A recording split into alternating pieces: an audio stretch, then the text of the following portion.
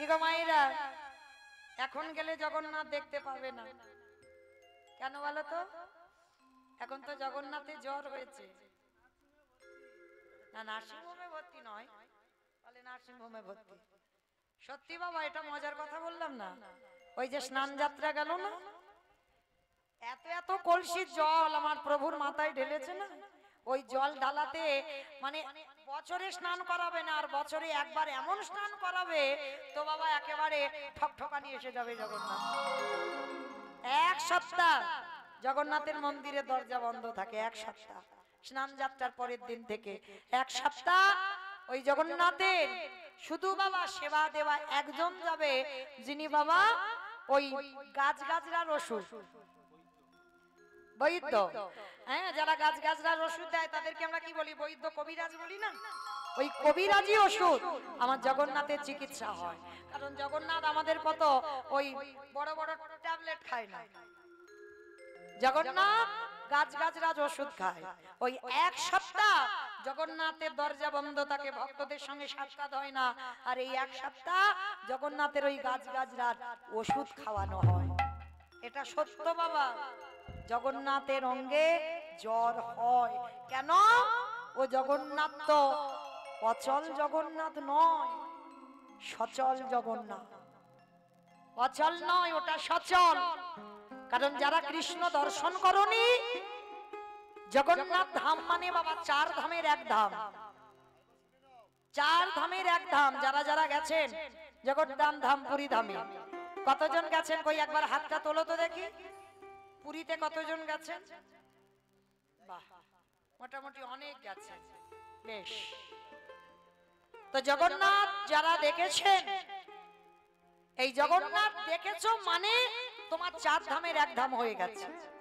কারণ বদ্রীনাথ, রামেশ্বর, দ্বারকা আর আমাদের জগন্নাথ ধাম পুরী ধাম, এই চারটে ধাম হচ্ছে বড় বড় ধাম। চেষ্টা করতে হবে মৃত্যুর আগের দিন পর্যন্ত একবার যেন বাবা চার ধাম দর্শন হয়।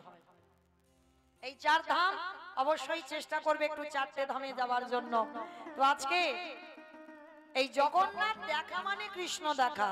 কেন বললাম বাবা? আপনারা জানেন ভাগবত বলছে, আমি নয়, 125 বছর বয়সে জরা ব্যাধির তীরে আমার ভগবান কৃষ্ণকে দেহত্যাগ করতে হয়েছিল। দেহত্যাগ করলো। আর বলো তো বাবা, ভগবান শুধু নয়, এই মানুষের সমস্ত দেহটা পুড়ে যায়, একটা জায়গায় পড়ে না। সেটা কোন জায়গা? মাথা নাকি পড়ে না? অবস্থা দেখেছো? খিচুড়ি স্কুলেও যাই না। আমা জানো কোনটা পড়ে না? নাভি। বেশ, নাভি, যেটাকে এনে অনেকে মন্দির বানায়, অনেকে গঙ্গার তীরে পুঁতে দেয়, সপ্তাহ করে। তো অনেকে আবার বাবা মার স্মৃতি রাখবার জন্য ওই সবটাকে এনে বাবা মার উদ্দেশ্যে একটা সুন্দর মন্দির বানায়। কিন্তু আজকে ভগবানের যখন ওই জলাব্যাধির তীরে দেহত্যাগ করলেন প্রভাস তীর্থে, যখন তৃতীয় পাণ্ডব অর্জুন দাহ কাজ করেছিল কৃষ্ণের, চিতাটা সাজানো হলো, মুখাগ্নি করলো অর্জুন। কিন্তু বাবা যখন দাহ কাজ হলো, যখন চিতাটা জ্বালিয়ে দেওয়া হলো, কৃষ্ণের দেহটা পুড়ে গেল, নাভিটা তো পুড়লো না। ওই নাভিটা কোথায় গেল? প্রভাসের তীরে স্বর্ণ ভান্ডারে করে ভাসিয়ে দেওয়া হলো। আর আপনারা গেছেন কিনা জানি না, গেছেন তো পুরী ধামে অনেকে, কিন্তু নীলমাধব দেখেছেন? নীলমাধব কতজন দেখেছেন? একবার হাতটা তোলেন। জানি এটা কম হবে, কারণ এইটা সবাই দেখে না। কিন্তু মনে রেখো বাবা, এই নীলমাধব দেখতে হবে। কেন জানো?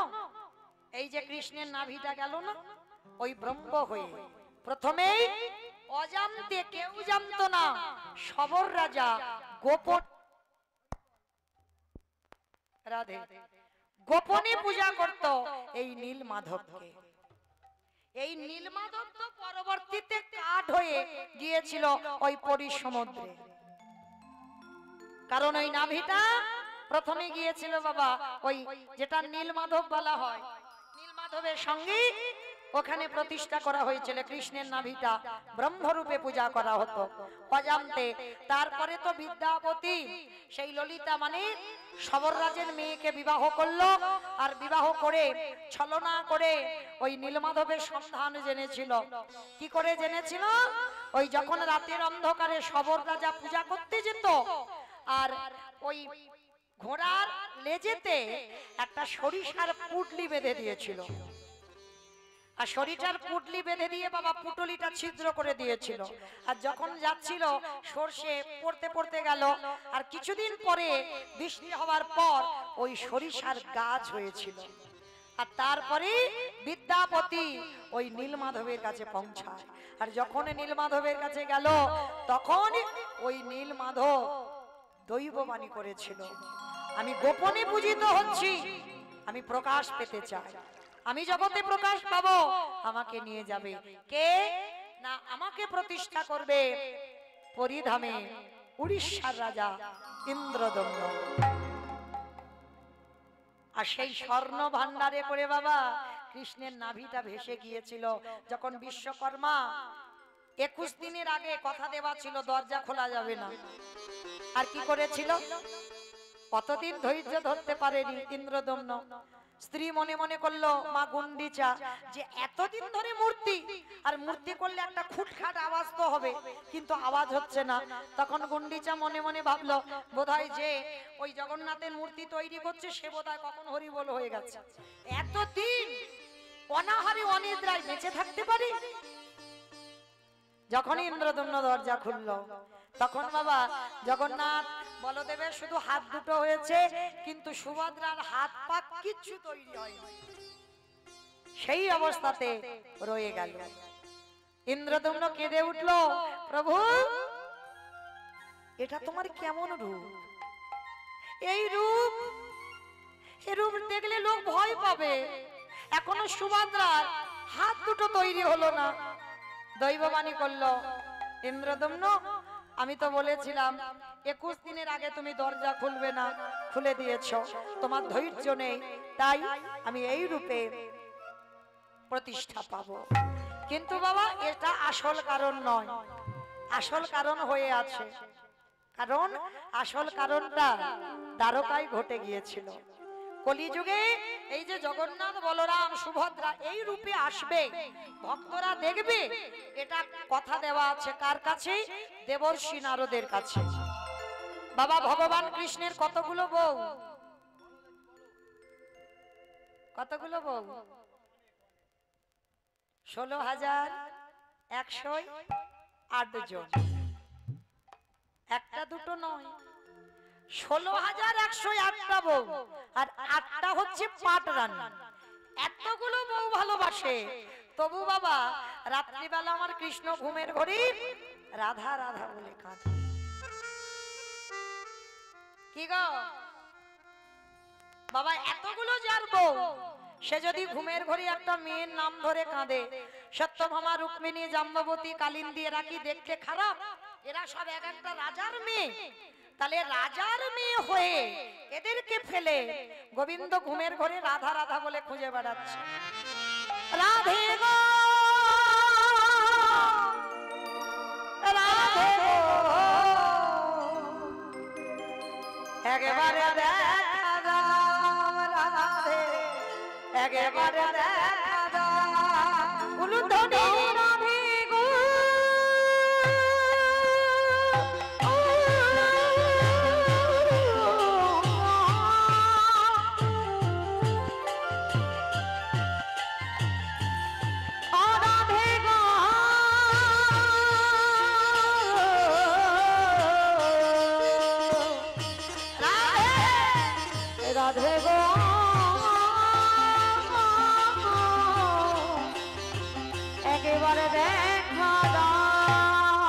কৃষ্ণ প্রেম মনালিনী রাধে, কৃষ্ণ প্রেম মনালিনী রাধে, প্রেম সায়রের মনালিনী রাধে, প্রেম সায়রের মনালিনী রাধে, গাম্ভীর্য শালিনী রাধে, ও গাম্ভীর্য শালিনী রাধে।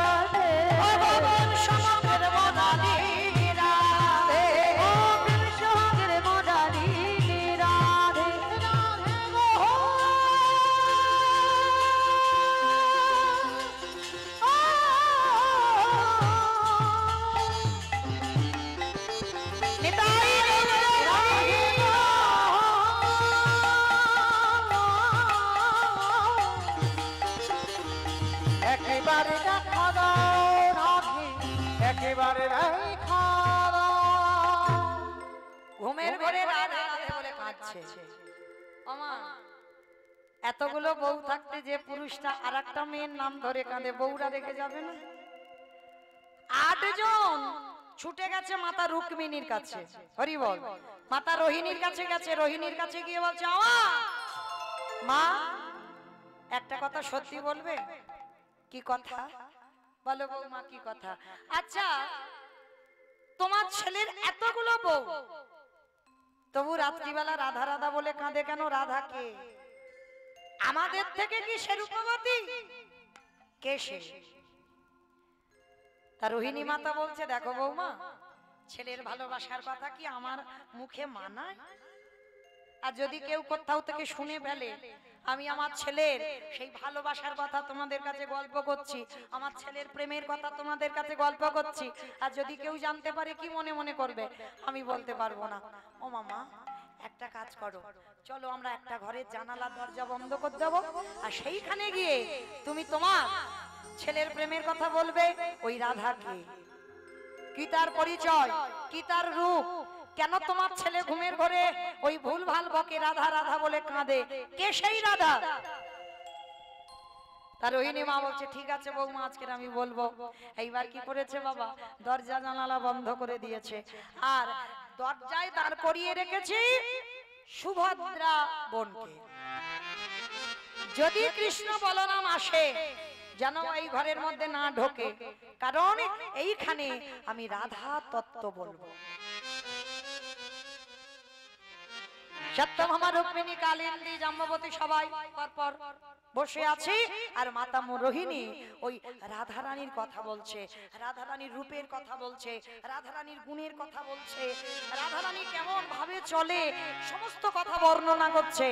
আর ভগবান সিংহাসনে বসে আছে, ওই রাধা তত্ত্বের কথা, রাধা রূপের কথা আমার কৃষ্ণের কানে যাচ্ছে।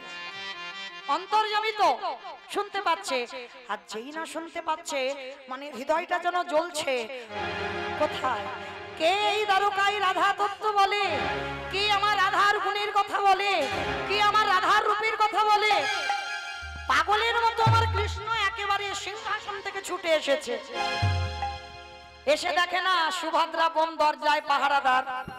বোন, একটু দরজা ছেড়ে দে, আমি ভিতরে যাব আমার রাধা রানীর মহিমা শুনবার জন্য। অসম্ভব দাদা, যাওয়া যাবে না, ভিতরে মা রোহিণী আছে। তোর দাদা 8 জন বউ তোর ওই রাধার কথা শুনবে বলে মাকে নিয়ে গেছে ঘরে, জানালা দরজা বন্ধ, আমি তোকে ঢুকতে দিতে পারবো না। বলে, বোন আমি তোর কাছে হাত জোড়ো করছি, তুই একবার আমায় অনুমতি দি, আমি একটু যাব, আমি রাধা মহিমা শুনতে চাই। কতদিন তারকাই রয়েছি, রাধা মহিমা শুনতে পাইনি, আমি মার কাছ থেকে রাধা মহিমা শুনবো। সুভদ্রা তো ছাড়বে না, আর দরজা যখন ছাড়ছে না, এইবার কি করেছে জানো? দরজার যে ছোট ছোট ফাঁক ছিদ্র, ওই ছিদ্র দিয়ে আস্তে আস্তে রোহিণী মার মুখ দিয়ে রাধা তত্ত্ব ভেসে আসছে, আর ভগবান বাইরে দাঁড়িয়ে কান পেতে শুনছে। আর রাধা তত্ত্ব শুনতে শুনতে ভগবান দাঁড়িয়ে থাকতে থাকতে দেহটা যেন গলে যাচ্ছে, আগুনে মোমবাতি ধরলে যেমন গলে যায়, জল হয়ে যায়। ভগবান রাধা তত্ত্ব শুনতে শুনতে দুটো হাত যেন শরীরের ভিতরে চলে যাচ্ছে, দুটো পা শরীরের ভিতরে চলে যাচ্ছে, যেন চোখগুলো বড় বড় হয়ে যাচ্ছে, সর্ব শরীরটা যেন কালো হয়ে গেল, সর্ব শরীরটা যেন আগুনের মতো গলে যাচ্ছে। সুভদ্রা দাঁড়িয়ে দেখছে, কি দাদা, দাদা তোর এটা কি হয়েছে? তোর শরীর এমন গলে যাচ্ছে কেন? তুই এমন হয়ে যাচ্ছিস কেন? যেই না বোন হয়ে দাদাকে স্পর্শ করেছে, স্পর্শ করার সঙ্গে সঙ্গে রাধা তত্ত্ব শুনে তো কৃষ্ণের এই দশা, সঙ্গে সঙ্গে সুভদ্রা মা ওই রকম হয়ে গেছে। সঙ্গে সঙ্গে বলরাম হঠাৎ এসে দেখে না যে আমার ভাই বোন দুজনের এই অবস্থা, আর বলরাম ভয় পেয়ে মনে মনে ভাবছে না জানি ওদের কি হয়েছে। যেই না বলরাম ছুঁয়েছে, সঙ্গে সঙ্গে বলরামের দেহটা অমর হয়ে গেছে। দরজার ধারে 3 জনে দাঁড়িয়ে রাধার প্রেম তত্ত্ব শ্রবণ করছে, আর ওই শ্রবণ যখন করছে এদিকে নারদ মুনি এসেছে, আর নারদ মুনি এসে বলে উঠল নারায়ণ নারায়ণ না। যেই না ওই এদিকে রাধা তত্ত্ব শুনছিল আর নারদের মুখে নারায়ণটা শুনে ভগবান চমকে কে আবার নিজ রূপে ফিরে এসেছে। নারদ বাবা বাবা বাবা ঠাকুর সকালবেলা তুমি আমায় কি রূপ দেখালে? ভগবান বলছে নারদ কি রূপ? আমি কি রূপ দেখিয়েছি? বলে প্রভু কেউ দেখেনি, আমি দেখেছি তোমার সেই রূপ। বেশ আচ্ছা ওসব কথা বাদ দাও, ভগবান ও কথাটা ঘুরিয়ে দিচ্ছে, ওসব কথা বাদ দাও। ও নারদ বলো সকাল সকাল আমার মুনি বদন দর্শন, বলো তুমি কি চাও? আমার কাছে দ্বারকায় এসেছো। ঠাকুর কিছু চাওয়ার নেই, যদি একান্তই দিতে চাও তুমি যে রূপ আজকের দেখালে আমার ওই রূপ কলিযুগের ভক্তরা দেখো। তথাস্তু নারদ তাই হবে, কথা দিলাম যে রূপ তুমি একান্তে একা দেখেছো। রাধা প্রেম তত্ত্ব শুনে আমার দেহটা এমন হয়ে গেছে, সেই রূপ আগত কলিযুগে ভক্তরা সবাই যাবে উড়িষ্যা নীলাচল, আর ওইখানে গিয়ে আমি জগন্নাথ বলরাম সুভদ্রা আমার দাদা বোনকে সঙ্গে নিয়ে আমি এই রূপে ইন্দ্রদুম্ন রাজার মন্দিরে প্রতিষ্ঠা নেব। নিতাই গৌর প্রেমানন্দে হরি বল হরি বল হরি বল।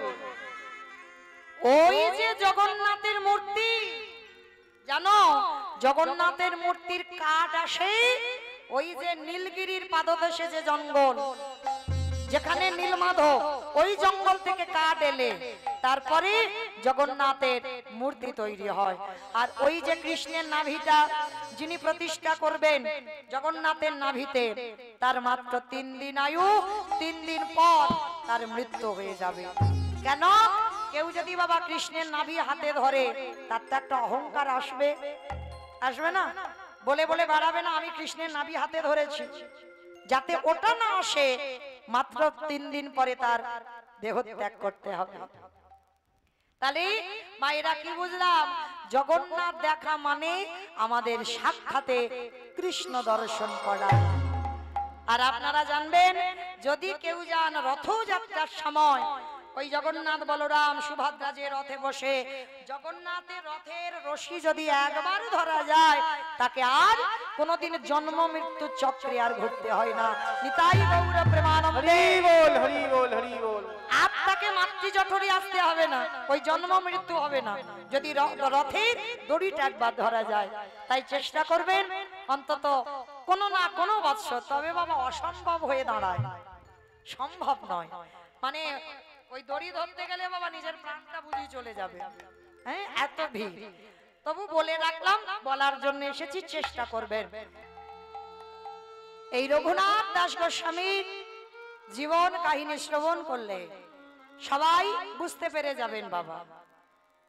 সংসার জীবনে থেকে কলিযুগে সংসার ধর্ম বড় ধর্ম, এইটা ভুলে গেলে হবে না বাবা। সংসার তোমাকে করতে হবে। কেন? আমার মহাপ্রভু সংসার করেছে, অদ্বৈত আচার্য গোসাই সংসার করেছে, নিতাই চাঁদ সংসার করেছে, সব সংসারী। কেন? দেবর্ষী নারদ যে কলিযুগে হয়েছে শ্রীবাস পণ্ডিত, তিনিও সংসার করেছেন। তাহলে কলিযুগে সংসারের থেকে ভজন করতে হবে।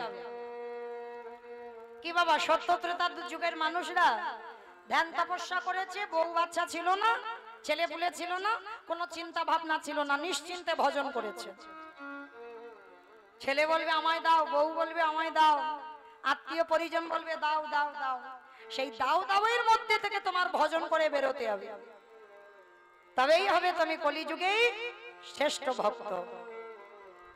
তাহলে চলেন আজকের আমরা সবাই এই রঘুনাথের কথা জানবো। তো সবার আগে বলি বাবা, বৈরাগ্য মানে এটা নয় যে বাবা মা ছেলে পুলে স্ত্রীকে সব ফেলে রেখে চলে যাও, মঠ মন্দিরে গিয়ে বাস করো, এটাকেই বলছে বৈরাগ্য। না, এটা বৈরাগ্য নয়, এটা মহাপ্রভু শেখায়নি। এটা বৈরাগ্য নয়। এটা যদি হবে তাহলে ভগবান বলছে কেন বাবা মাকে সেবা করো, আর বাবা মাকে ছেড়ে বাবা মঠে গিয়ে পড়ে থাকলে কি ভজন হবে? এদিকে বাবা মা বসে বসে কাঁদবে, তুমি কৃষ্ণ ভজন কোনোদিন সফলতা অর্জন করবে না। তাহলে বৈরাগ্য কাকে বলবো? বিষয়েষু অনাসক্তি, বিষয়ের প্রতি বাবা কোনো আসক্তি থাকবে না। ভালো করে শুনবেন, বিষয় মানে কোন বিষয়? জায়গা জমি টাকা পয়সা এইগুলোকে বোঝাচ্ছে বিষয় না। শুধু এইগুলোকে বিষয় বললো না, মহাপ্রভু সমাজকে শেখালো এই বিষয়েষু অনাসক্তি মানে যেমন তোমার কর্ণের বিষয়, চোখের বিষয়, মুখের বিষয়, দুটো হাতের বিষয়, চরণের বিষয়, দেহের এই 10 ইন্দ্রিয়ের বিষয়, এই বিষয়কে বাবা সংযমী করতে হবে। যেমন তোমার জিহ্বার লালসা যেদিন চলে যাবে, এইটা মনে রাখবেন, জিহ্বায় কোনো লালসা থাকবে না। অনেক অনেক বাড়িতে আছে বাবা, সারা সপ্তাহে হয়তো স্বামী কাজে ব্যস্ত থাকে, ভালো সকাল সকাল ভালো করে রান্না করে দেওয়া হয় না, সেই রবিবার হবে, আর রবিবার হলে আর বলবো না, আপনারা জানেন, এই যে ভালো মন্দ রান্না করে খাওয়া এইটা থাকবে না। যেদিন তোমার জিহ্বার বৈরাগ্য এসে যাবে বাবা, কলির মানুষ অন্নগত প্রাণ, মানে একটু আলু শুদ্ধ ঘি হলেই হবে, মানে কোন রকমে বাবা পেটটা ভরার মতো, যে আমাকে ভালো মন্দ রান্না করে খেতে হবে ওই সব তোমার লালসা থাকবে না, যে আমি এটা খাবো ওটা খাবো সেটা খাবো, এ লালসা থাকবে না।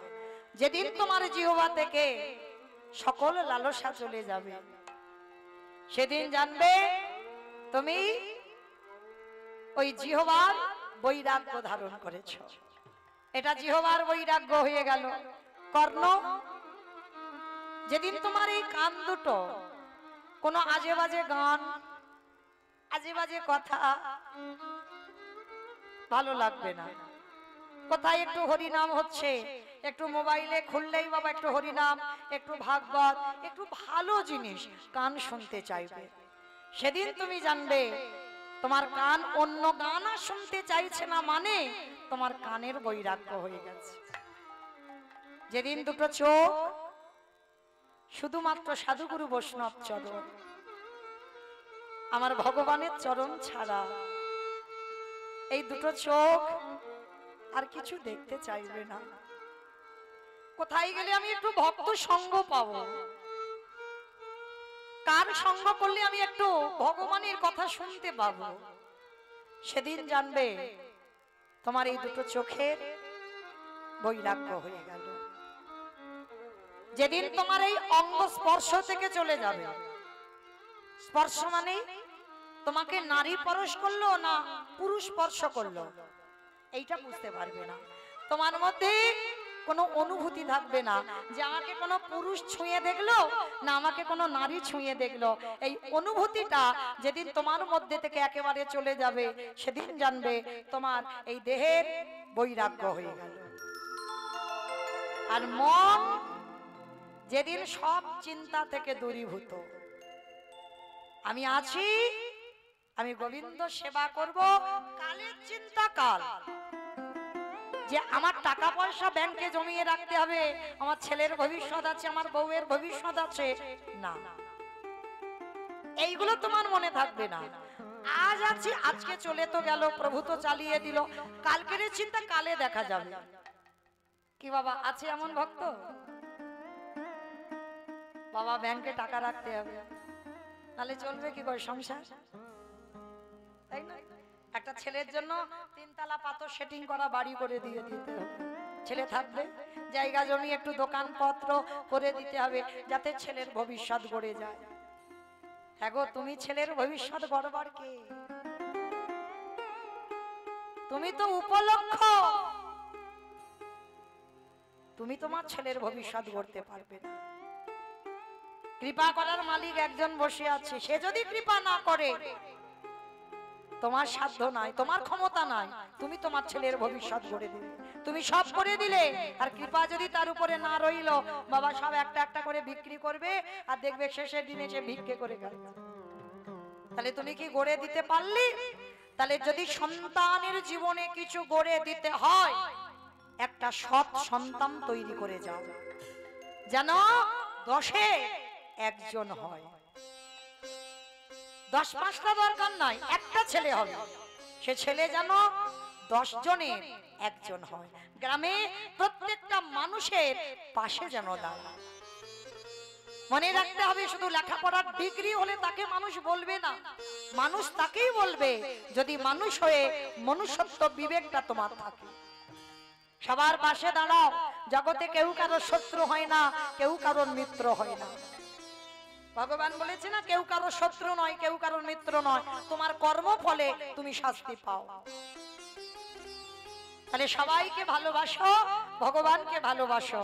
তো আজকে রঘুনাথ এমনই একজন ছেলে ছিল, কিন্তু এই রঘুনাথে বাবা ছিল গোবর্ধন দাস, আর জ্যাঠামশাই ছিল হিরণ্য দাস। এই গোবর্ধন দাস আর হিরণ্য দাস এরা দুই ভাই। ভালো করে শুনবেন বাবা, এদের জুটিটা ছিল বাবা ঠিক রাম লক্ষণের মতো। মানে যেমন রামের কথা বললে লক্ষণের কথা এসে যায়, আর লক্ষণের কথা বললে দেখবেন মুখে রামের কথা এসে যায়, ঠিক ওই রকম এই গোবর্ধন দাসের কথা বললে হিরণ্য দাসের কথা আসে, আর হিরণ্য দাসের কথা বললে আমার গোবর্ধন দাসের কথা আসে। জ্যাঠামশাই সংসার করেন, গোবর্ধন দাসের ঔরসের সন্তান রঘুনাথ।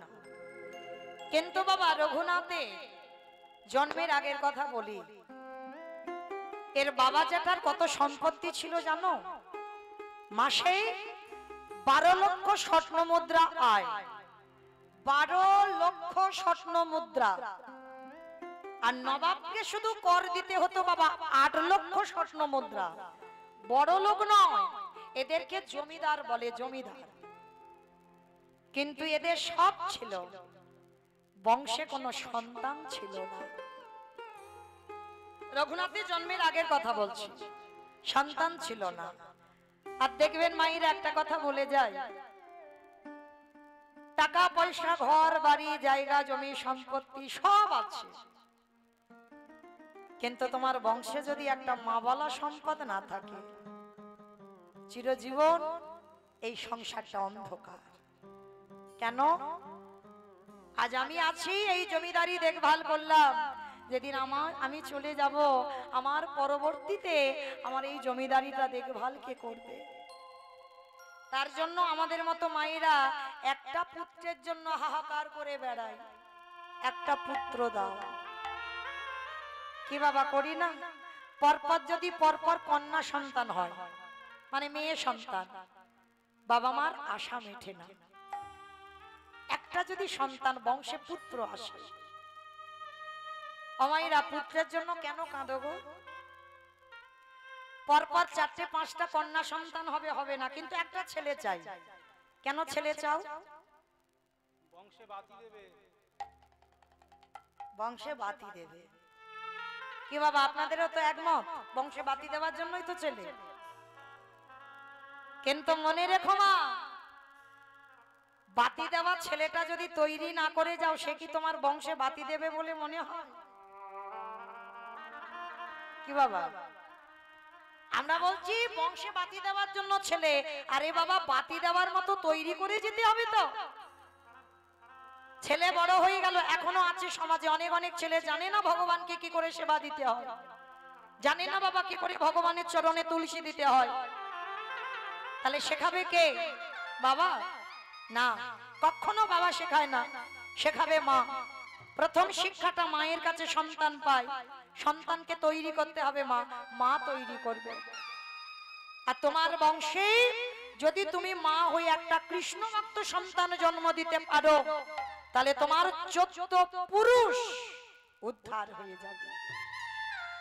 একটা যদি কৃষ্ণ ভক্ত সন্তান জন্ম দাও, তো মায়েদের কাছে আমার একটা নিবেদন, মা প্রত্যেকটা মাকে আমি বলে যাই, সন্তানদের সংস্কার দেবেন। কিরকম? সকালবেলা সন্তানকে তুলে সবার আগে বলবেন, যে বিছানা থেকে পাটা মাটিতে দেওয়ার আগে বাবা আগে মাটিটাকে একবার প্রণাম কর। এগুলো বলবেন, আমি চরণ ধরে বলে যাচ্ছি। কেন জানেন? ভালো করে ভেবে দেখেন তো বাবা, শুধু সন্তানদের নয়, আমাদের সবার কর্তব্য ঘুম চোখটা খুলে আগে মাটিটাকে প্রণাম করা। কেন মাটিকে প্রণাম করব? ভালো করে দেখেন, সবার আগে ঘুম চোখটা খুলে মায়ের বুকের উপরে পা তুলে দিলেন। মা ধরিত্রী মার বুকের উপরে পা দিলেন। শুধু পা দিলাম না, সকাল হলে আমরা মলমূত্র ত্যাগ করলাম এই মাটির উপরে। প্রতিনিয়ত যানবাহন, আমাদের নিত্য কর্ম, নিত্য খাবার এই মাটির উপরে।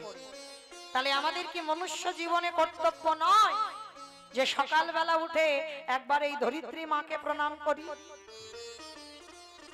সন্তানদের শেখাবে, বাবা বিছানা থেকে নেমে একবার এই ধরিত্রী মাটিকে প্রণাম করবি। সকালবেলা স্নান করে সূর্য প্রণাম করবি। কেন? কারেন্টের বিল কত দিচ্ছ? কি বাবা খেয়াল করেছো? ইলেকট্রিকের বিল কত পড়ছে? এখন আবার গরম, এসি চলছে আরো বেশি। হ্যাঁ, আর যে সারাদিনই এত আলো দিচ্ছে তাকে একবার প্রণাম করেছো? এই যে এত জেনারেটরের আলো, এত কিছু আলো দেখতে পাচ্ছ, না হলে তো অন্ধকার থাকতো। তাহলে আমাদের কর্তব্য নয় যে সারাদিনের 24 ঘন্টা এত আলো দান করছে, মাসে কত বিল হওয়ার কথা, তাহলে অর্থ দিতে হবে না? একবার সকালবেলা কি মনুষ্য জীবনে কর্তব্য নয় যে একবার সূর্যদেবকে প্রণাম করি? এটা আমাদের কর্তব্য। সকাল সকাল স্নান করে তুলসী গাছে জল দেওয়া ছোটবেলা থেকে বাচ্চাদের শেখাবে। এত এত বই পড়াচ্ছ, ছেলেদের একটুখানি করে গীতা পাঠ করা অভ্যাস করাবেন। আমি করিয়েছি মা। আমি আমার ছেলেকে 1 মাস থেকে রেখে গান বাজনা করি। 1 মাস মানে সবে ষষ্ঠী পূজা দিয়ে, মানে কতটুকু সন্তান? যেদিন থেকে ছেলে বাবা কথা বলতে শিখলো, চলতে শিখেছে, সেদিন থেকে আমি শিখিয়ে রেখেছি। আজকে আনি না, এখন আর আমার কাছে আনি না, কারণ এখন তো একটু পড়াশোনার চাপ আছে। মাধ্যমিক দিয়ে 11-এ উঠেছে, অনেকটা চাপ, ওই জন্য আনি না। কিন্তু এখন আমি না থাকলেও এখন আর বলতে লাগে না বাবা যে স্নান করে তুলসী গাছে জল দে, স্নান করে একটু গীতা ভাগবত পড়, বলতে লাগে না। কেন লাগে না? ছোটবেলা থেকে বাবা প্র্যাকটিস হয়ে গেছে। আমি যদি কোনোদিন ওর কাছ থেকে চলেও যাই, মায়ের দেওয়া কথা আমার মনে হয় কোনোদিন ভুলতে পারবে না। ও যত বড় হয়ে যাক, যত সংসার করুক, মায়ের দেওয়া কথা কোনোদিন ভুলবে না। তাই প্রত্যেকটা মায়ের কাছে আমার নিবেদন, সন্তানকে ছোটবেলা থেকে এইভাবে শিক্ষাটা দেন। আর সন্তানের যদি এই গীতা ভাগবত পড়তে পড়তে, যেমন আমার ছেলে বলে মা বুঝতে পারি না, আমি বলি বাবা বোঝার দরকার নেই, পড়ে যা। কৃপা করার মালিক তো বসে আছে, সে যেদিন বুঝবার ক্ষমতা দেবে সেদিন আর তোকে বলতে হবে না যে মা কিছু বুঝতে পারি না। এই শিক্ষাগুলো শুধু আমি বলি নয়, প্রত্যেকটা মায়ের দরকার। কারণ একটা কথা মনে রাখতে হবে, সন্তান জন্ম দিলে তো মা নয়, সন্তান জন্ম দিলে মা নয় বাবা। মায়ের কর্তব্য করতে হবে, তবে তুমি মা। তাছাড়া এই হিরণ্য দাস আর গোবর্ধন দাস, এদের বংশে কোনো সন্তান ছিল না। অমায়েরা অনেকে একটা ছেলে মেয়ের জন্য কাঁদেন না? আমি একটা জায়গার নাম বলে দিচ্ছি, সেখানে চলে যাবেন, পাবেন পাবেন, তবে বিশ্বাস বিশ্বাস রাখতে হবে। আমার বিশ্বাস আছে অবশ্যই পাবেন, যদি তোমার সাধনা সঠিক হয়। যে জায়গাটার নাম হলো বাবা রাধা কুণ্ডের তীর। যারা একটা পুত্র সন্তানের জন্য কাঁদছো, পাচ্ছ না, উত্তরপ্রদেশ রাধা কুণ্ডের তীরে যাবেন। পঞ্জিকাতে থাকে বাবা স্নান যোগ, মানে রাধা কুণ্ডের আবির্ভাব তিথি। আর ওই রাধা কুণ্ডে স্নান করে আমার রাধা রানীর কাছে আঁচল পেতে একটু ভিক্ষা চাইবেন। রাধে, আমার একটা কৃষ্ণ বলা পাখি দিও।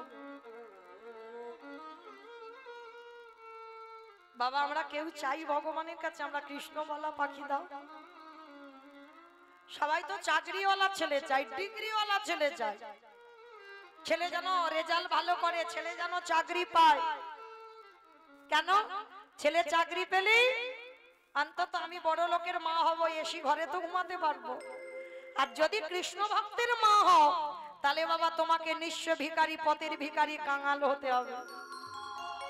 তাহলে কোন মাটা চাই যে আমি ভিখারি হব?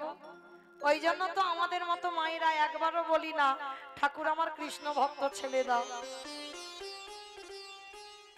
কিন্তু যারা প্রকৃত মা না তারা ভগবানের কাছে চাই আমার কৃষ্ণ বলা পাখি দাও। তাই গোবর্ধন দাস আর হিরণ্য দাস রাধা কুণ্ডে গিয়ে রাধারানীর কাছে কেঁদে বাবা চেয়েছিল, রাধে আমার বংশ যে বিলুপ্ত হয়ে যাবে, আমার বংশে যদি কেউ না থাকে আমার জমিদারিটা দেখভাল করবে কে? রাধে তুমি কৃপা করে, তুমি তো করুণাময়ী, তুমি তো কৃপাময়ী, আমাদের বংশে একটা কৃষ্ণ বলা পাখি দিও রাধে।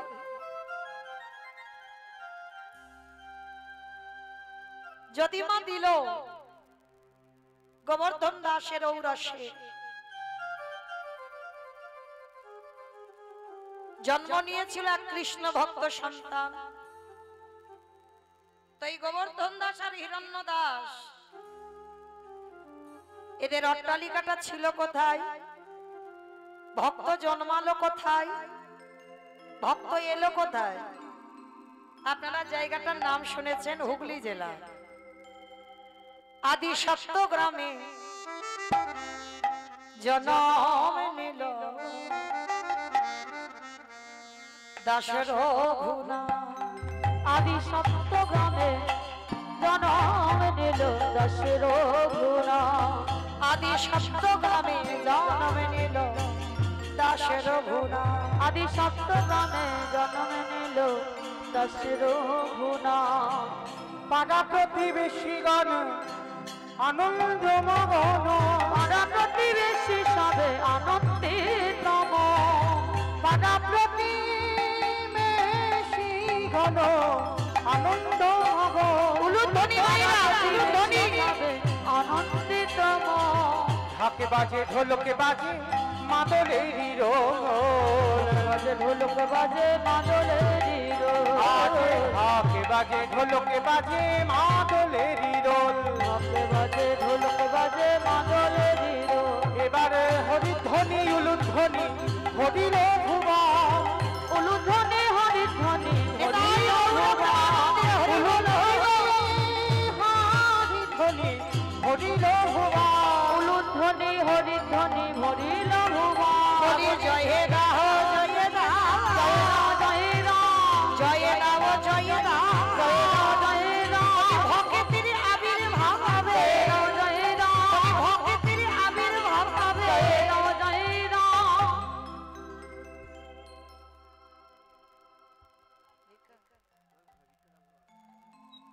জয় রাম। একটা নিবেদন আমার ভক্তিমতী মায়েদের, দাদা ভাই, বাবা ঠাকুর ভাইরা যারা আছেন সবার কাছে আমার একটা নিবেদন। ও মায়েরা আমি যে কথাটা বলবো শুনবে তো? শুনবে? বেশ। এ কথাটা বলছি আমার জন্য নয়, কারণ আছে বলার। কারণটা কি? আমা বলো তো কতক্ষণ করে টিভিতে সিরিয়াল হয়? আমি জানি না, সত্যি বলছি। কতক্ষণ হয় জানো না? কতক্ষণ হয়? যারা দেখো বলো। আধা ঘন্টা। আধা ঘন্টা করে সিরিয়াল গুলো হয়। আচ্ছা, এই আধ ঘন্টা যে সিরিয়াল হয়, আধ ঘন্টা গোটাটাই হয়?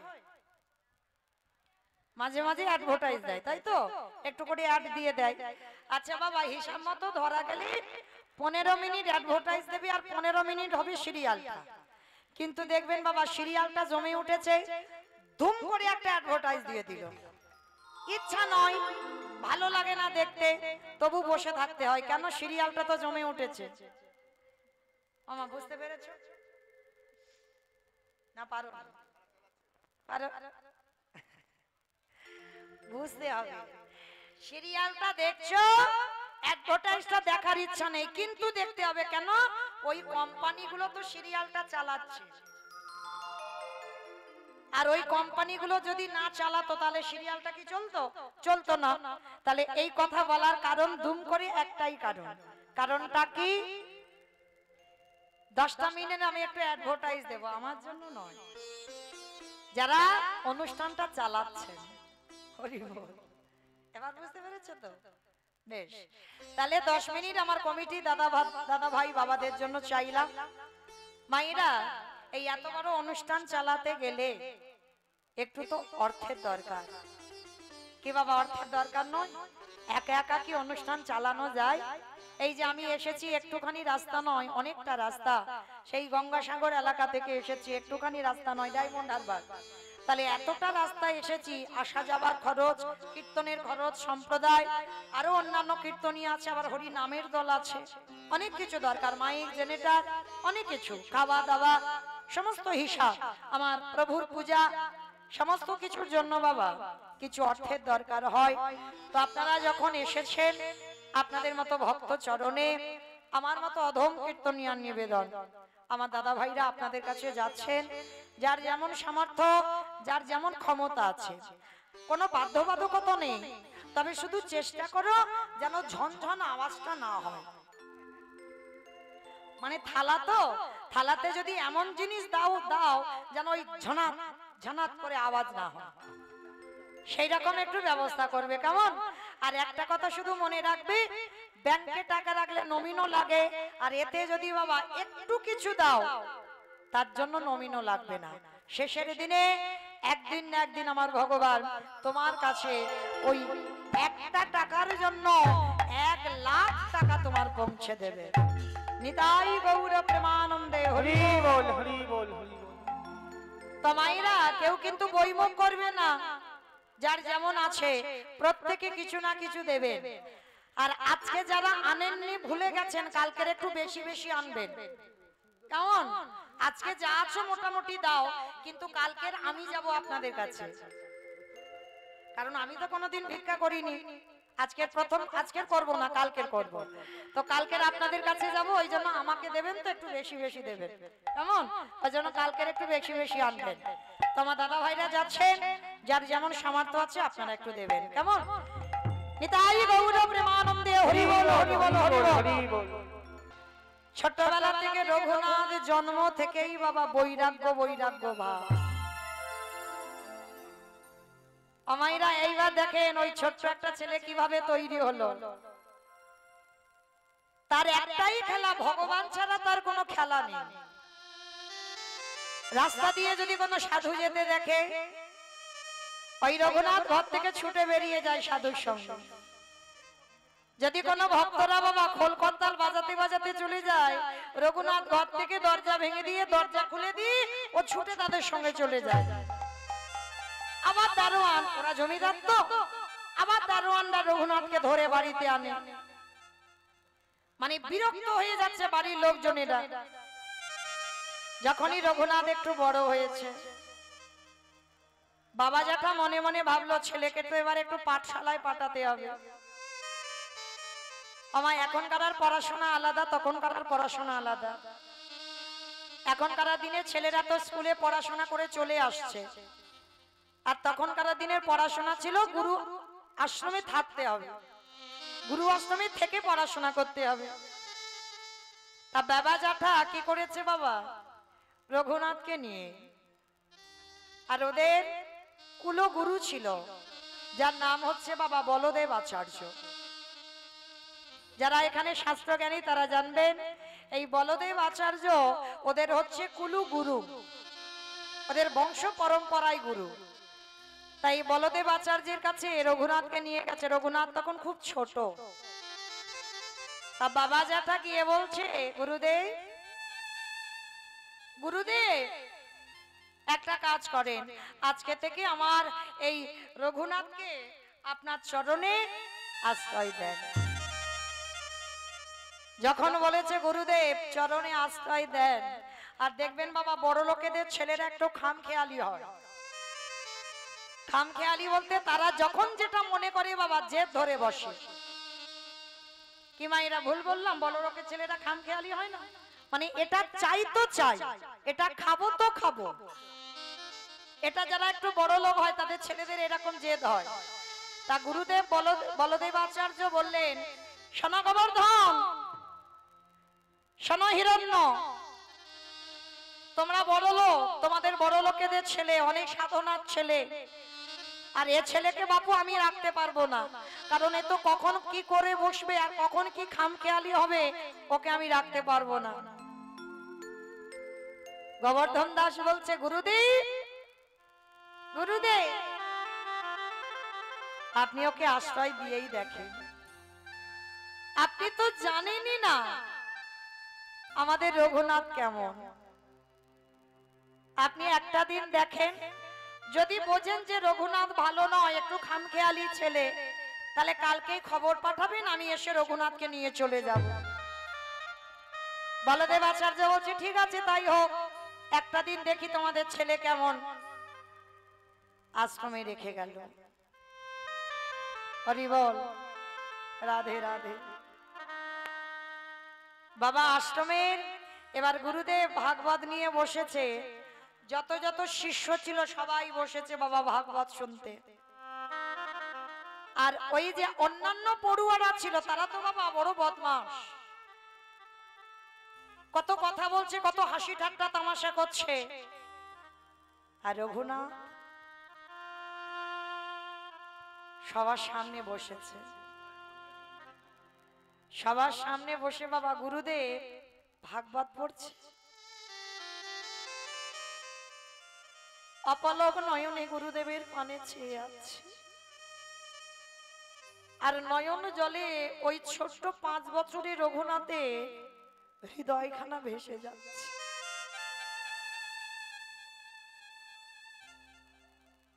ও মায়েরা, কাঁদি বললে কাঁদা যায় না, অত সোজা নয়। কাঁদি বললে কাঁদা যায়, পারবেন? সংসারের জন্য কাঁদতে পারবেন, ছেলে মেয়ের জন্য কাঁদতে পারবেন, তোমার শরীরে কষ্ট তার জন্য কাঁদতে পারবেন। কই আমার ভগবানের জন্য কদম কাঁদতে পারেন? একবার ডেকে দেখা। অত সোজা নয় বাবা। ভক্ত চিনবে কি করে? এই গলায় মোটা তুলসীর মালা দেখলে মনে করবে আমি খুব বড় ভক্ত। তাহলে কি আমি প্রসাদ সেবা করি, আমি নিরামিষ প্রসাদ পাই, আমি বড় ভক্ত? আমার গেরুয়া বসন পরে আছে, বড় ভক্ত? শিখা রাখা আসে, জপের মালা হাতে আছে, আমি বড় ভক্ত? ভক্ত চিনবে কি করে? ভক্তের নয়নের দিকে তাকাতে হবে।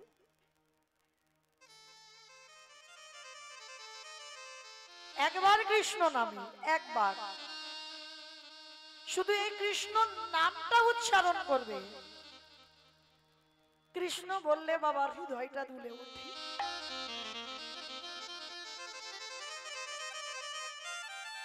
ভক্ত চিনবে নয়নে, আর ভগবান চিনবে চরণে।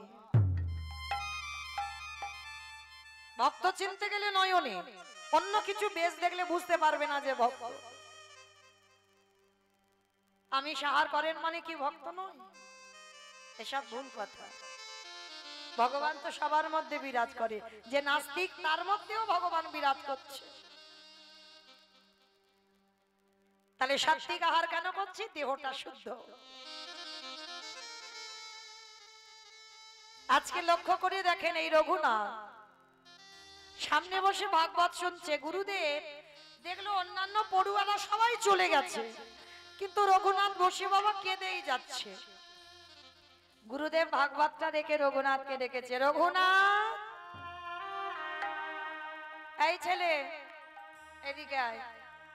ছোট ছেলে তো, গুরুদেব কোলে করে বসিয়েছে। খুব শান্ত স্বভাবের ছেলে। কিরে, বাবা মার জন্য, জ্যাঠামশাইয়ের জন্য মন খারাপ না? তাহলে বাড়ির জন্য মন কেমন করছে? না গুরুদেব। তাহলে কাঁদছিস কেন? তুই এইটুকু বাচ্চা, তুই কি ভাগবতের কিছু বুঝিস? তুই কাঁদছিস কেন?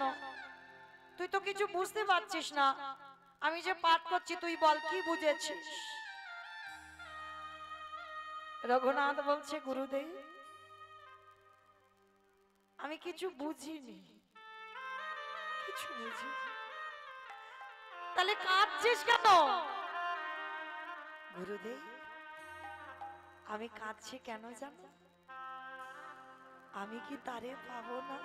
ও গো গুরুদেব,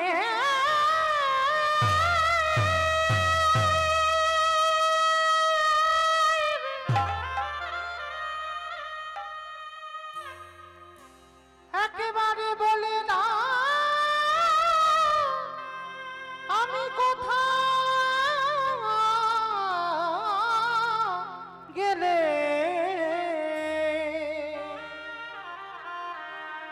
আমি তার যে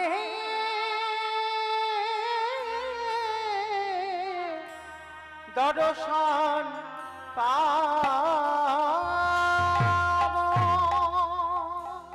বলে দাও গুরুদেব আমি কি তারে পাবো না? গুরুদেব বলছে, খোকা কার কথা বলছিস?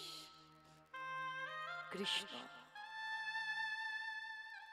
বলো না গুরুদেব আমি কৃষ্ণ পাবো না? গুরুদেব ওইটুকু ছেলের ভাব দেখি বুকে জড়িয়ে ধরে বলল, ওরে খোকা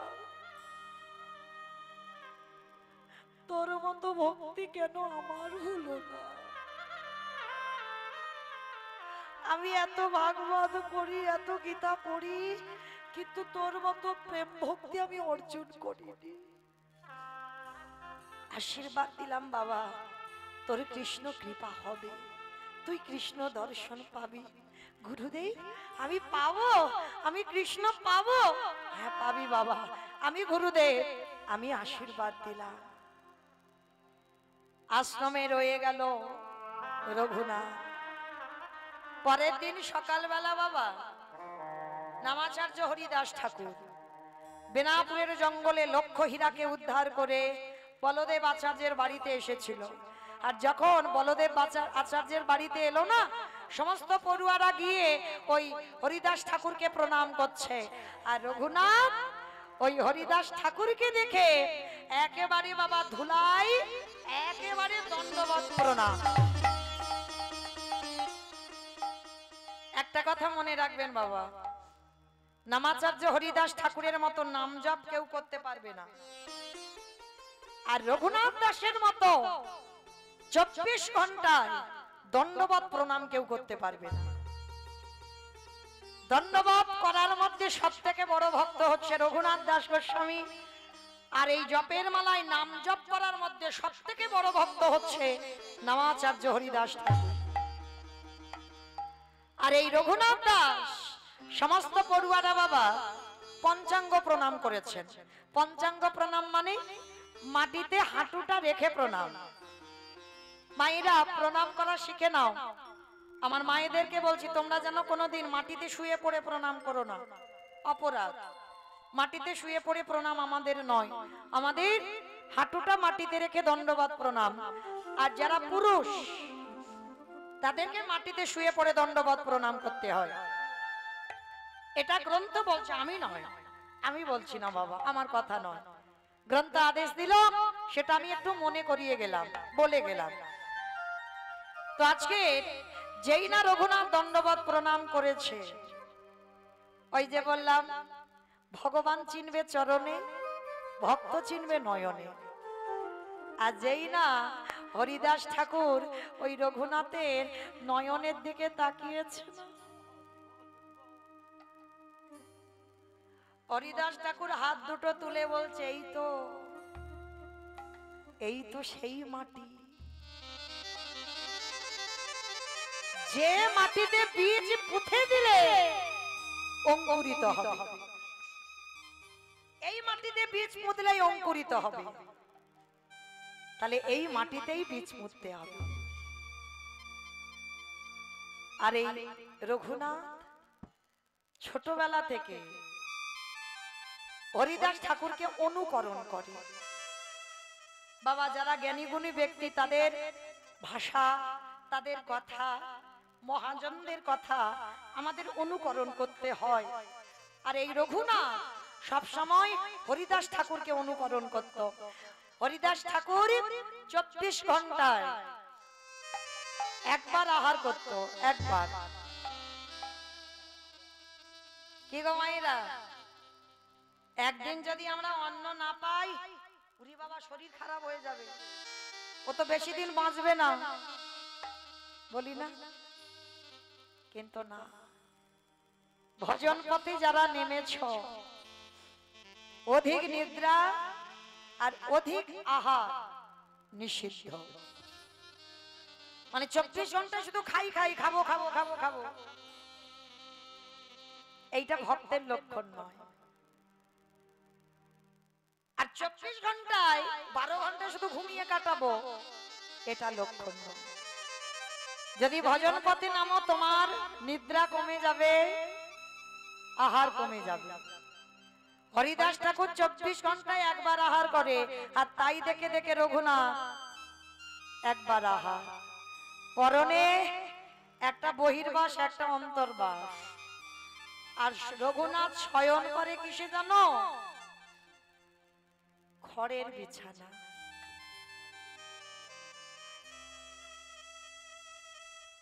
যে ছেলেটা জমিদারের ছেলে,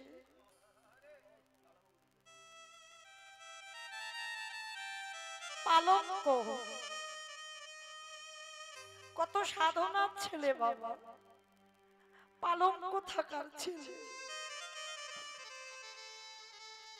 কৃষ্ণ পাবার লালসায়। সবাইকে বলি, লোভ যদি থাকতে হয় একটা বিষয়ে লোভ করো, এই রঘুনাথের মতো আমি কি তারে পাবো না?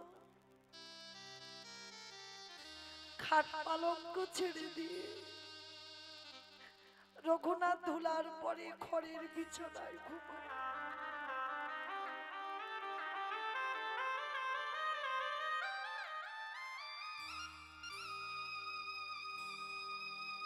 হরিদাস ঠাকুর দেখে বলছে, রঘুনাথ একটু বড় হ বাবা, তুই এত ছোট, এতটুকু বয়স থেকে তুই এমন এমন ভজন সাধন করিস। প্রভু, এখন থেকে যদি শিখে না রাখি, আমি বড় হয়ে তো আমি কৃষ্ণ পাবো না। বলো, তুমি আমার একবার আশীর্বাদ দেবে, আমি কি কৃষ্ণ পাবো না? হরিদাস ঠাকুর ছেলেটাকে বুকে ধরল,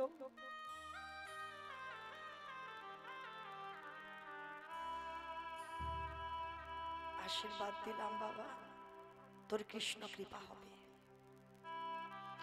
একদিন তুই কৃষ্ণ চরণের দাস হবি, সাক্ষাতে ভগবান তোর কাছে আসবে। গুরুদেব বলো না, কবে আমি এই সব কিছু ত্যাগ করে আমি চলে যাব কৃষ্ণ চরণে? কৃষ্ণ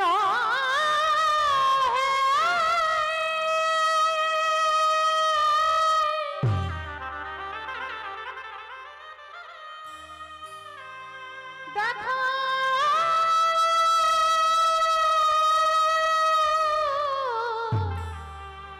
দেখো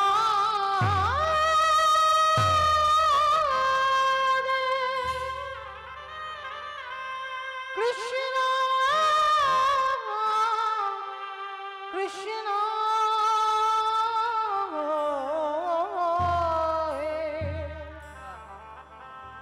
দেখা দে,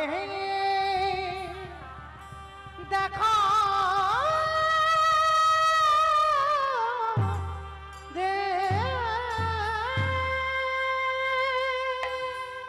মনে রেখো বাবা, শুধু ধন থাকলে ধনী নয়,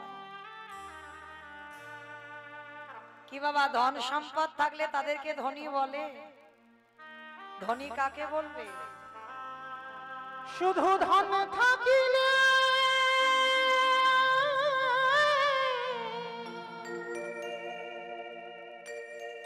হয় না ধনী, কৃষ্ণ ধান যার নাই হিয়া,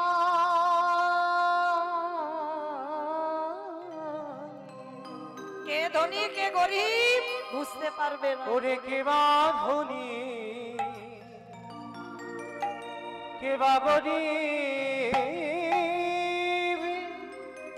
বোঝা আমার দায়ে, শুধু ধন থাকিলে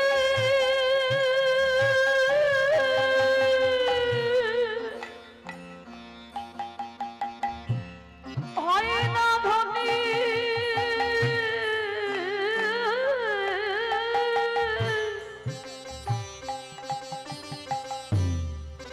কৃষ্ণ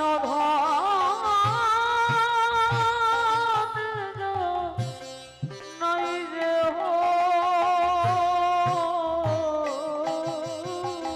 হরি বল হরি বল। কেবা গুণী কেবা ধনী বোঝা বদন, কৃষ্ণ ধন যা ভরা হৃদয়,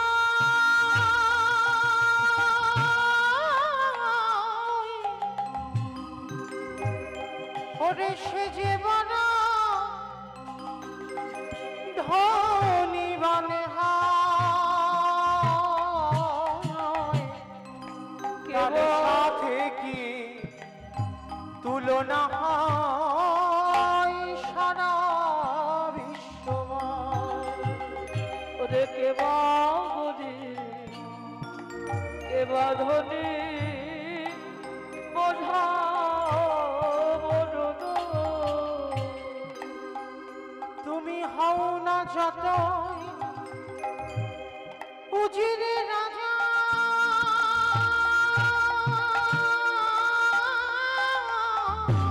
সবাইকে তো এক জায়গায় যেতে হবে বাবা, সবাইকে। ওই শ্মশানে ঘাটে তোমার কি সাজা,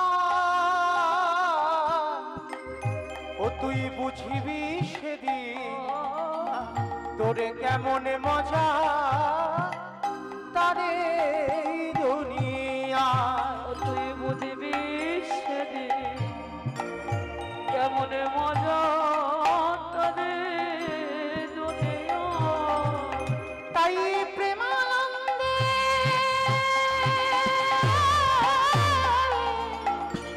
নিতাই গৌর হরি বল হরি বল।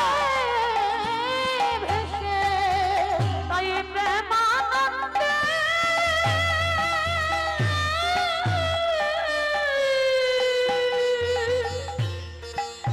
চোখের জলে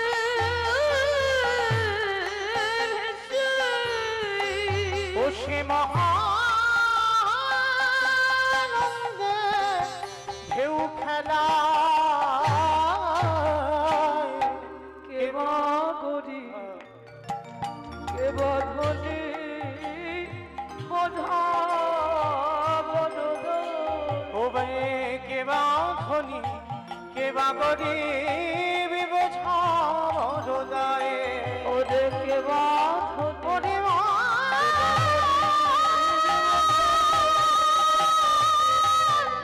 নিতাই গৌর হরি বল হরি বল হরি বল হরি বল। ওরে মা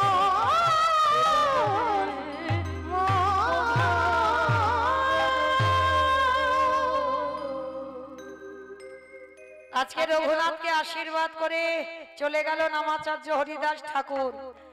পাঠ শেষ করে ঘরে ফিরেছে। আর গুরু পাঠে থেকে বাবা যে ভক্তি অর্জন করেছে, বাড়িতে এসে বাবা সারা দিন ওই কৃষ্ণ নামে কাঁদে। বাবা এই রোগ যার একবার ধরেছে না তারারই সংসারে আর মন থাকে না। এই রোগটা খুব সাংঘাতিক রোগ, এ রোগের ওষুধ নেই। কৃষ্ণ প্রেম ভক্তি যার হৃদয়ে একবার ঢুকে যায় এ রোগের ওষুধ নেই, সংসার আর তার ভালো লাগে না। রঘুনাথ সবসময় ঘর থেকে বেরিয়ে যায় সেই একই অভ্যাস, আবার প্রজারা দারোয়ানরা ধরে রঘুনাথকে আনে।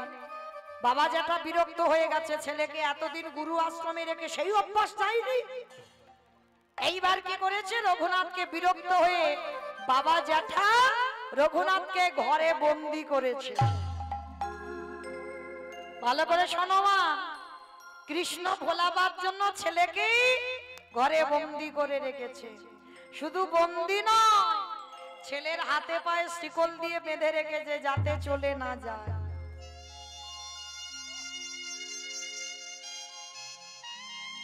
রঘুনাথ বলে উঠলেন, খুব ভালো করেছো বাবা, খুব ভালো করেছো। কারণ ভজন করতে গেলে লোকালয়ে হয় না, ভজন করতে গেলে নিরঞ্জন জায়গা। খুব ভালো করেছো, আজকে থেকে আমার কাছে কেউ আর আসবে না, আমি এই কারাগারে থাকবো আর নিরঞ্জনে নাম করব। খুব ভালো করেছো বাবা।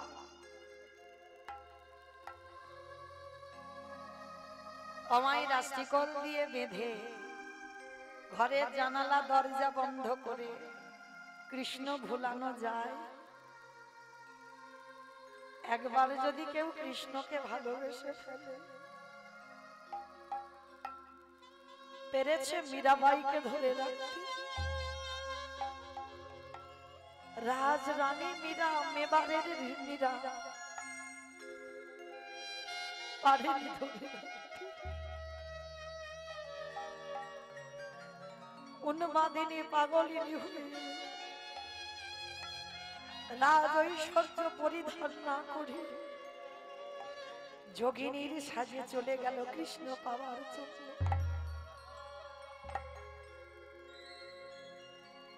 কৃষ্ণ ভোলানো যায় না শিকল দিয়ে বেঁধে। বাবা যেটা খাবার পাঠায় কারাগারে রঘুনাথকে খেতে দেবে, রঘুনাথ কিছু খায় না, সারাদিন ভগবানের নাম কীর্তন করে যায়। এক সপ্তাহ কঙ্কাল সার দেহ হয়ে যাচ্ছে রঘুনাথের। বাবা যারা প্রকৃত ভক্ত হবে না তারা কোনোদিন আহামরি মোটা সোটা হবে না, কারণ তাদের তো অল্প আহার অল্প নিদ্রা, ভজন করতেই দিন চলে যায়, আর অন্তরে বাহিরে সদাই কৃষ্ণ প্রেম। এক সপ্তাহ যখন খাইনি, জ্যাঠামশাই গিয়েছে হিরণ্য দাস, রঘুনাথ রঘুনাথ শুনলাম তুমি নাকি এক সপ্তাহ কিছু জলস্পর্শ করনি, কেন কেন রঘুনাথ কেন? তুমি আমাদের বংশে একমাত্র প্রদীপ, তোমার যদি কিছু হয়ে যায়, তুমি আমাদের কত সাধ্য সাধনার ছেলে তুমি জানো, কেন তুমি খাচ্ছ না? কি তোমার চাওয়া বলো, তুমি আমার কাছে বলো, আমি তোমার দেব। রঘুনাথ বলে উঠলো, দেবে দেবে জেঠু, আমি যা চাইবো তুমি আমায় দেবে। দেব বাবা, দেব দেব, কিন্তু তোর এই কষ্ট চোখে দেখা যায় না। বললাম বাবা, কার জন্য তুই এত কাঁদিস? সে কে? বল, তোর কাছে কাকে এনে দিতে হবে বল, আমি এনে দেব।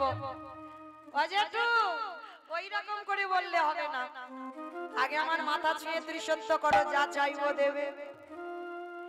ঠিক আছে বাবা, ত্রিসত্য করলাম, বল তুই কি চাস? জেঠু তুমি কিন্তু ত্রিসত্য করেছো, যেন ভুল না হয়।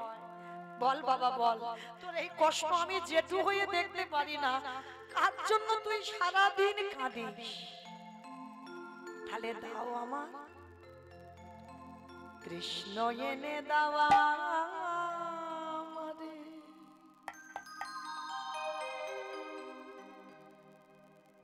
কৃষ্ণ এনে দাও।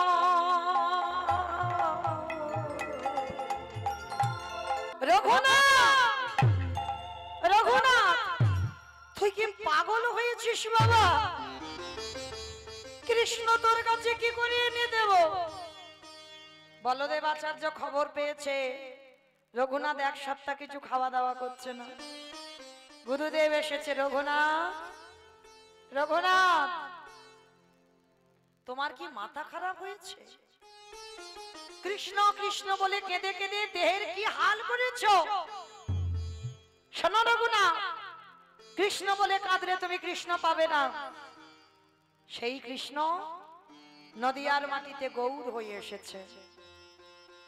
রাধা কৃষ্ণ একই আত্মা, দুই দেহ ভরি, তুই দেহ নারী, অনন্ত বিলাসে না আস্বাদন করি, আস্বাদন করি। এই দুই ভাবে চৈতন্য ঘোষা, চৈতন্য মশাই ভাবের শাসা দিতে দোহে কোঠা।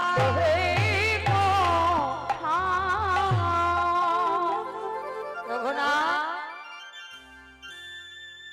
কৃষ্ণ বলে কাঁদলে পাবে না, গৌর বলে কাঁদো। কারণ ওই রাধা কৃষ্ণ এক আত্মা হয়ে কলিযুগে গৌর হয়ে এসেছে। গুরুদেব, গৌর কোথায় পাবো? যাও নদিয়ার মাটিতে নিমাই নাম নিয়ে জন্মগ্রহণ করেছে, যাও, ওই হলো তোমার ব্রজেন্দ্র নন্দন কৃষ্ণ। বাবা জ্যাঠার সঙ্গে রঘুনাথ ছুটে চলল নদিয়ার মাটিতে। নদিয়ার মাটিতে গিয়ে যেই না দাঁড়ালো,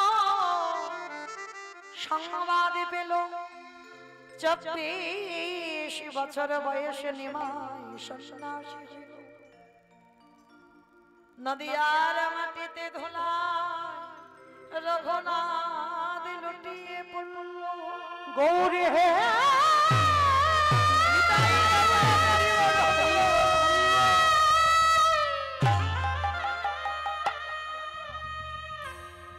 একেবারে কৃপা করে করুণা করে দেখা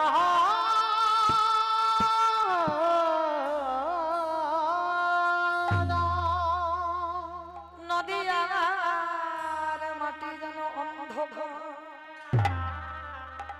বৃক্ষে ফল ফুল ফোটে নাই, সুরধ্বনি উজানে বহে। আজ গাছের ডালে কোকিল কোকিলা গান করে না। আমি কোথা গেলে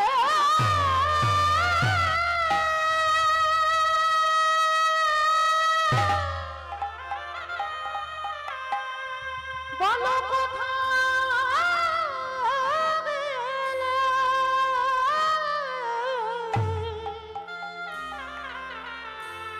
আমার প্রাণ গো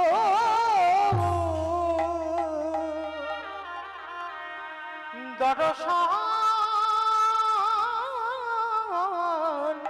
পাবো।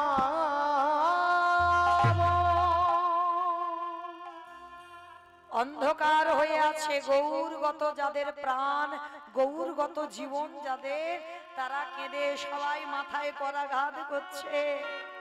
রঘুনাথ গিয়ে প্রশ্ন করলো, হ্যাঁ গো তোমরা কাঁদছো কেন গো? বলে আমাদের প্রাণ নিমাই, আমাদের জীবন নিমাই, সে যে নদী আর ত্যাগ করেছে। রঘুনাথ কেঁদে বলল, গৌর হরি, যেদিন তোমার দর্শন পাবো বলে এলাম, তাও তুমি আমারে ছেড়ে চলে গেলে। বাবা জ্যাঠা রঘুনাথকে ধরে ঘরে আনলো। কিছুদিন পরে খবর পাওয়া গেল প্রভু আমার সন্ন্যাসের পরে শান্তিপুরে অদ্বৈত আচার্যের ঘরে এসেছে। আর যখনই রঘুনাথ সংবাদটা পেয়েছে, বাবা জ্যাঠাকে বলল, বাবা আর দেরি নয়, এক্ষুনি আমরা যাব অদ্বৈত আচার্যের ঘরে শান্তি পড়ে। রসে তনু ঢঢ ঢঢ গগন কিশোর ধর, রসে তনু ধন ধন গৌর কিশোর বর, রসে তনু ধন ধন গগন কিশোর বর, রসে তনু ধন ধন গৌর কিশোর বর, এবে নাম শ্রীকৃষ্ণ চৈতন্য, এবে নাম শ্রীকৃষ্ণ চৈতন্য, এবে শ্রীকৃষ্ণ চৈতন্য, এবে নাম শ্রীকৃষ্ণ চৈতন্য, এই শ্রবণে গুরু কথা কহিতে অন্তরে ব্যথা, এই শ্রাবণী গুরু কথা কহিতে অন্তরে ব্যথা, ভক্ত বিনা নাহি জানে অন্য, ভক্ত বিনা নাহি জানে অন্য, আরে ভক্ত বিনা নাহি জানে অন্য, ভক্ত বিনা নাহি জানে অন্য, গৌরে গো গৌরে গো গৌরে গৌরে গৌরে গে, গৌর গৌর গৌর গৌর গৌর দেখাবে, আচ্ছা রেখে রঘুনাথ একেবারে গৌর চরণে, একেবারে সরাসরি গৌর চরণে রঘুনাথের মাথাটা পড়ল। আরে কে পা ছাড়, পা ছাড়, পা ছাড়।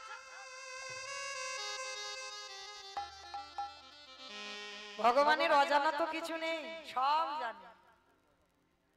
গদাধরকে বলছে, গদাধর আমি যে পাত্রে প্রসাদ পাই, আমার পাত্র থেকে একটু প্রসাদ এই রঘুনাথকে দাও। প্রথম দর্শনে কৃপা, ভগবানের প্রসাদ পাওয়ার জন্য কত ভক্তরা বসে আছে, পায় না।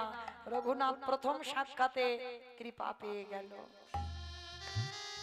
গৌর চরণে বসে গৌরের চরণ সেবা করে, গৌরের কাছে থাকতে চায়। কারণ বলদেব আচার্য তো বলে দিয়েছে, রাধা কৃষ্ণ এক আত্মা গৌর, এই তো আমার কৃষ্ণ, এই তো আমার রাধা। চরণ সেবা করে বেশ কিছুদিন, প্রভুর চরণ সেবা করলো। এইবার প্রভু যাবে জগন্নাথ ধাম, পুরী ধাম। আজকে সেই রঘুনাথ দাস গোস্বামীকে বলছে, রঘুনাথ মহাপ্রভু বলছে আমি পুরী ধামে যাব। মহাপ্রভুর অন্তিম সময়টা তো পুরী ধাম, মানে 24 বছর বয়সে সন্ন্যাস, 24 বছর নদিয়া। প্রভুর 48 বছর বয়স ছিল, 48 বছরে দেহ সম্বরণ করেছেন। তো এইবার যেই না বাবা গিয়ে দাঁড়িয়েছি, চলে যাবে, কিন্তু চলে গেলে কি হবে? রঘুনাথ বলছে, প্রভু আমি যাব না। রঘুনাথ এখনো তোমার সে সময় হয়নি যে তুমি আমার সঙ্গে যাবে, ফিরে যাও। রঘুনাথ ফিরে গেল, আর ফিরে যেতে গিয়ে অগণে তাই পদ কমল,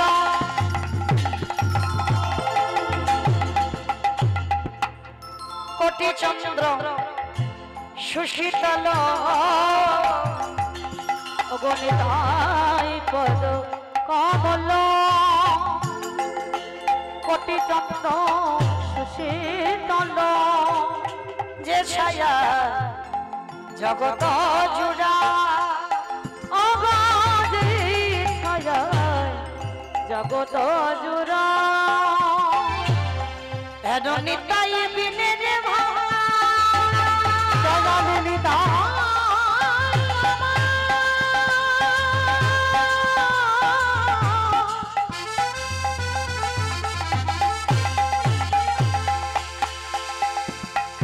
দয়াল নিতা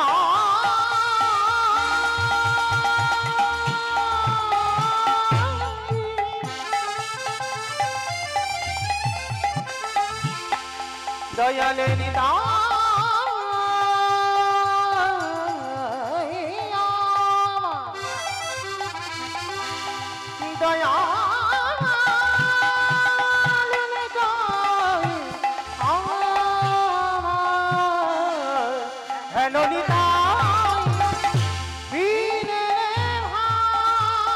রাধা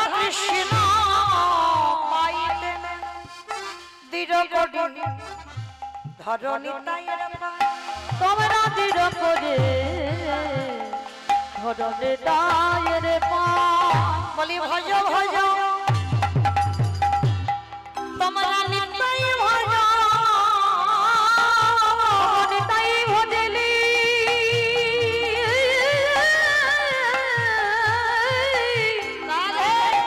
দয়ালে গৌর পাবি বলি গোবর ভজিলে ব্রজে যাবে আমার ব্রজে গেলে রাধা কৃষ্ণ দেখবে বলি গোবর ভজিলে ব্রজে যাবে ওই ব্রজে গিয়ে রাধা কৃষ্ণ বলি এই আশীর্বাদ করিবে ভজ ভজ নিতাই ভজ ব্রজে গেলে কৃষ্ণ পাবে ভজ ভজ নিতাই ভজ ভজ ভজ নিতাই ভজ দৃঢ় করে ধরণে দায়ের পায় দৃঢ় করে ধরণে দায়ের পায় অমাইনা মহাপ্রভু পাঠিয়ে দিল রঘুনাথকে। কেন? সরাসরি গৌর কৃপা হয় না, আগে নিতাইয়ের কৃপা পেতে হবে। আর নিতাইয়ের কৃপা যে না পেয়েছে গৌরের কৃপা পাবে না, আর গৌরের কৃপা যে না পাবে আমার রাধা কৃষ্ণের যুগল ভজনের অধিকার পাবে না। হরি বল। এইবার যেই না ফিরে আসছে রঘুনাথ, এসে দাঁড়িয়েছিল পানিহাটির মেলা। আর পানিহাটির মেলায় অনেকে গেছেন, নামও শুনেছেন, যেটাকে বলা হচ্ছে দণ্ড মহোৎসব। দণ্ড মহোৎসব, ওইখানে নিতাই চাঁদ রঘুনাথকে দণ্ড দিয়েছিল। কি দণ্ড? চিড়ে দধি, এই যত যত ভক্ত আছে রঘুনাথ তোরে খাওয়াতে হবে। রঘুনাথের তো অতুল সম্পত্তি। বাবা জ্যাঠাকে খবর দিল, যত যত ভক্তরা ছিল বাবা রঘুনাথ চিড়ে দই সবাইকে খাওয়ালো। এইবার রঘুনাথ সংসারে ফিরল। মহাপ্রভু বলেছিল আমার কাছে আসতে হবে না, যেদিন কৃপা হবে আমি তোরে ঠিক টেনে নেব আমার কাছে। হ্যাঁ, মর্কট বৈরাগ্য পালন করবি না। মর্কট বৈরাগ্য মানে লোক দেখানি বৈরাগ্য। ভিতরে বৈরাগ্য ভাব নেই, কিন্তু বাইরে দেখো খুব বৈরাগ্য। হরি বল। আছে না অনেকে বাবা সাজা বৈষ্ণব, কিন্তু বাবা ভিতরে এতটুকু বৈষ্ণবতা অর্জন হয়নি। বাইরে সেজো না, আগে ভিতরটা বৈষ্ণবতা করো, তারপরে তুমি বাইরে সেজো। এইবার রঘুনাথকে কৃষ্ণ ভোলাবার জন্য রঘুনাথ বড় হয়েছে, সিদ্ধান্ত নিল একটা কাজ করতে হবে, ওরে বিয়ে দিতে হবে। দেখাশোনা হলো, যার সঙ্গে বিয়ে হলো নাম হলো তার রত্নাবতী। বাবা স্বর্গের অপ্সরা হার মানবে এমন মেয়ের সঙ্গে বিয়ে দিয়েছে। কেন? যাতে রঘুনাথ কৃষ্ণ ভুলে যায়। কিন্তু বাবা ওই যে বললাম, কৃষ্ণকে যে একবার ভালোবাসে ভুলি বললে ভোলা যায়। রত্নাবতী এলো, সে তো বউ নয়, সে স্ত্রী নয়, সে সহধর্মিণী হয়ে এসেছে। বিয়ে হলো পরের দিনে কাল রাত্রি, তারপরের দিনে হলো ফুলসজ্জার রাত। ওই ফুলসজ্জার রাতে আজকের কাঁদছে। যখনই কাঁদছে, একই স্বামী তোমার চোখে জল, তুমি কাঁদছো কেন? রঘুনাথ বলে উঠলেন, রত্নাবতী, রত্নাবতী তুমি জানো আমার বাবা মা কেন বিয়ে দিয়েছে? বলে হ্যাঁ খুব জানি, তোমাকে কৃষ্ণ ভোলাবার জন্য। বাহ, পারবে কৃষ্ণ ভোলাতে? স্বামী, আমি তো কৃষ্ণ ভোলাতে আসিনি, আমি তোমার চরণ সেবা করতে এসেছি, আমি ভোলাবো কেন? কিন্তু স্বামী তুমি কার জন্য কাঁদছো? কে সে? অমাইরা বাসর ঘরে ফুলসজ্জার রাত, কোন স্বামী যদি কাঁদে স্ত্রী কি মনে মনে করবে? নিশ্চয়ই অন্য জায়গা নাকি প্রেম আছে, সেটা আমাদের ক্ষেত্রে হবে, রঘুনাথের ক্ষেত্রে কি হবে? হ্যাঁ, তার স্ত্রী জিজ্ঞাসা করছে, বলো কার জন্য তুমি কাঁদছো? আমার কি পছন্দ নয়? না জোর করে তোমার বাবা মা বিয়ে দিয়েছে বলে? না রত্নাবতী, কোনদিন তো নারী বদন দেখে না, আজকের বাবা মা জোর করে বিয়ে দিয়েছে। রত্না, আজ আমি এই বাসর ঘরে প্রত্যেকটা স্বামী তার স্ত্রীকে উপহার দেয়, আজ আমি তোমার কাছে একটা উপহার চাইবো, তুমি দেবে? রত্নাবতী বলছে বেশ, বলো যদি আমার কাছে থাকে দেব। আছে, আছে বলেই তো চাইবো, দাও। এই রাত্রিবেলা চিরজনমের মতো, চিরদিনের মতো আমি তোমাকে ত্যাগ করে আমি আমার গৌর চরণ পাওয়ার জন্য আমি সংসার ত্যাগ করতে চাই। না না স্বামী না, তুমি যদি চলে যাও কি নিয়ে থাকবো রত্না? তুমি না বলেছো তুমি আমার বউ নয়, তুমি আমার স্ত্রী নও, তুমি আমার সহধর্মিনী। আর যদি সহধর্মিনী হও, পারবে না, পারবে না তুমি আমার ভজনে সাহায্য করতে? দাও না বিদায়, আমি এই সংসারের মায়াতে থাকতে চাই। রত্নাবতী চরণ ধরে বলছে বেশ, আমি কথা দিলাম, তোমার বাবা মা জানবে না, এই রাত্রিবেলা তোমাকে আমি এই পিছনের দরজা দিয়ে তোমাকে বের করে দেব। রত্না, ভেবে বলছো তো? আর কোনোদিন তুমি কিন্তু আমাকে পাবে না, জানিস? এই যে 3টে দিন তোমায় দেখলাম, বিয়ে হলো কাল রাত্রি, তারপরে পুরসজ্জার দিন দেখেছি। এই 3টে দিনের স্মৃতি নিয়ে আমি সারা জীবনটা কাটিয়ে দেব। বেশ, স্বামী হয়ে স্ত্রীর চরণে লুটিয়ে পড়ল। এ জগতে আমরা স্ত্রী স্বামীর পায়ে প্রণাম করি, কিন্তু রঘুনাথ তার সহধর্মিনীর চরণে প্রণাম করে বলেছি, ধন্য তুমি আমার ঘর, আমি চলে যাচ্ছি রত্না। স্বামীকে যাবার সময় বলছে একটা জিনিস অন্তত দিয়ে যাও, যদি কোনোদিন তুমি কৃষ্ণ কৃপা পেয়ে যাও, একবার এই দাসীর কথা মনে রেখো। এই দাসীকে শেষের বেলায় যেন ভগবানের চরণে আশ্রয় পায়। বেশ, আমি আসি রত্না। ওই রাত্রিবেলা চিরজনমের মতো সংসার ত্যাগ করলো রঘুনাথ, পরিবারকে সারা জীবনের মতো ত্যাগ করে দিল, ছুটে চলল জগন্নাথ ধাম, পুরী ধাম, লীলাচল। আর ওই জগন্নাথ ধামে গিয়ে বাবা যারা গেছেন আনন্দ বাজার দেখেছেন, মা আনন্দ বাজার মন্দিরের ভিতরে ঢুকলে দেখতে পাবেন আনন্দ বাজার। যে আনন্দ বলে পেপার ছাপা হয়, মানে কিরকম বদমাস দেখেছো? মানে আনন্দ বাজার পেপার না নাম, ওই জন্য বলছে। যারা পুরীতে গেছেন জানেন আনন্দ বাজার যেখানে জগন্নাথের প্রসাদী বিক্রি হয়। রঘুনাথ যখন পুরী ধামে গেলেন, বাবা জ্যাঠা সকালবেলা জানতে পারলেন রঘুনাথ সংসার ত্যাগ করেছেন, আর সংসারে ফিরবে না। আর বাবা জ্যাঠা টাকা, অর্থ, অন্ন, বস্ত্র পাঠাতো ওই আদি সপ্তগ্রাম থেকে পুরী ধামে। আর রঘুনাথ ওই দান করত গরিব ভিখারীদের। মহাপ্রভুর এটা পছন্দ নয়। রঘুনাথ, তোমার বাবা জ্যাঠা জমিদার, ওদের একটা অহংকার আছে, আমি ওইগুলো পছন্দ করি না। বাবা একটা কথা মনে রাখবেন, দান যদি কেউ করেন, ডান হাত যদি দান করে বাম হাত যেন জানতে না পারে, এটা নিয়ম, আমার কথা নয়, মহাপ্রভু বলছে। দান যদি করতে চাও লোক দেখিয়ে নয়, লোক জানিয়ে নয়।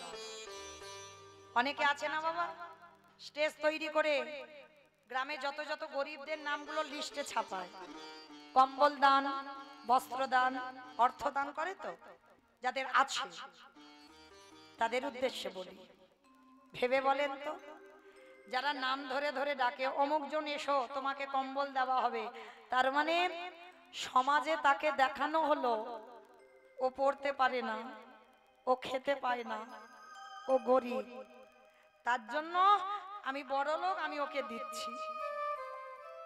কি বাবা মনে হচ্ছে না এটা? না, এটা দান বলে না।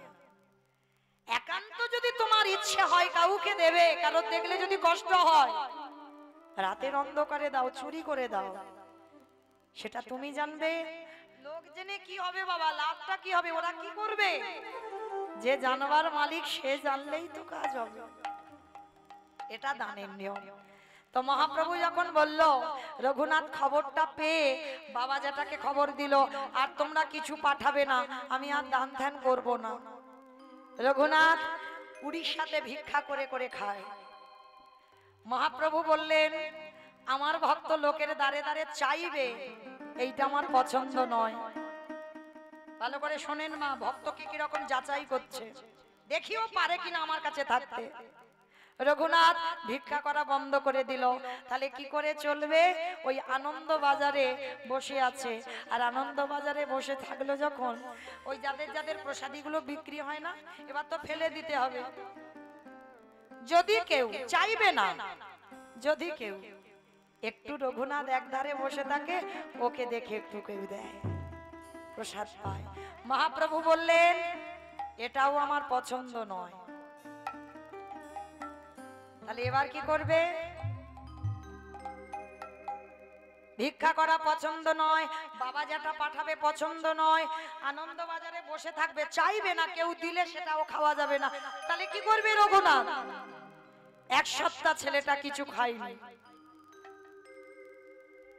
বাবা গৌর কৃপায় এমনি নয়, কৃষ্ণ কৃপায় এমনি নয়। 7 দিন কিছু খাইনি। বলো মা, একদিন না খেলে কত কষ্ট হয়। আর জমিদারের ছেলে, যে সোনার পালঙ্কে থাকার ছেলে, 1 সপ্তাহ কিছু খাইনি, আর সহ্য করতে পারছে না। ওই নালা নর্দমা দিয়ে, যারা গেছেন পুরীতে দেখেছেন, চারিদিকে ড্রেন, ওই নালা দিয়ে জগন্নাথের একটু পচা পান্তা ভেসে যাচ্ছে, পচা। আর পচা অন্ন যখন ভেসে যাচ্ছে, এত খিদে পেয়েছে, রঘুনাথ আঁচলা করে তুলে নিয়েছে নর্দমা থেকে। গৌরহরি, আমি খেতাম না, কিন্তু আমি যদি একটু বেঁচে না থাকি, আমি তো মরার আগে তোমাকে দেখতেও পাবো না। আমার যে বড় কষ্ট হচ্ছে গৌরহরি, ওই জন্য একটু পচা পান্তা আমি খাবো। পচা পান্তাটা তুলেছে, তাতে লবণ নেই, মানে হাতে ধরলে বাবা গলে যাচ্ছে, এত পচা। অনেক দিনের ভেসে ভেসে নালা দিয়ে আসছে, তুলেছে। ধুতে ধুতে কত অন্ন চলে গেছে, একটুখানি আছে। ওই অন্নটা তুলে সবে একটা গ্রাস দিতে যাবে, মহাপ্রভু পিছনে এসে রঘুনাথের হাতটা ধরেছে। রঘুনাথ রে, দে দে তুই আমায় ওই প্রসাদ দে, ওরে রঘুনাথ,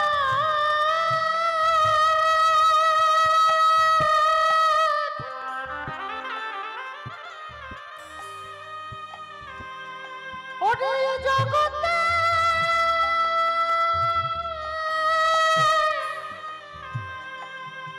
সবাই আমায় ভালোবাসে বটে, কিন্তু তোর মতো করে আমায় যে কেউ না কেনা। দে একটু প্রসাদ দে। না না গৌরী, পচা পান্তা, দুর্বোকা, প্রসাদ পচে রে, প্রসাদ পচে।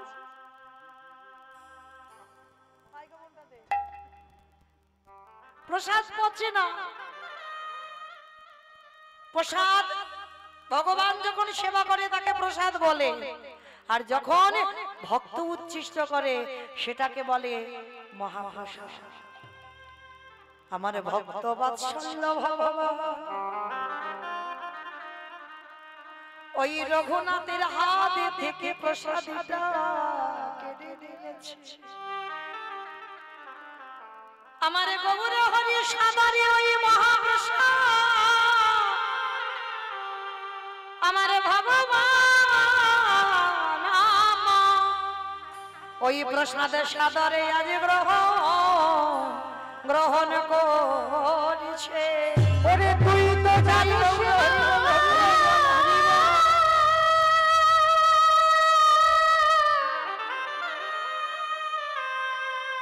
আমি যে ভক্ত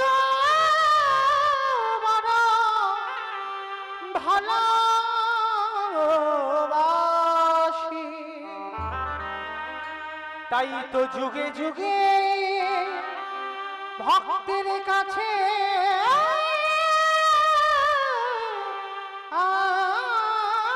আসি।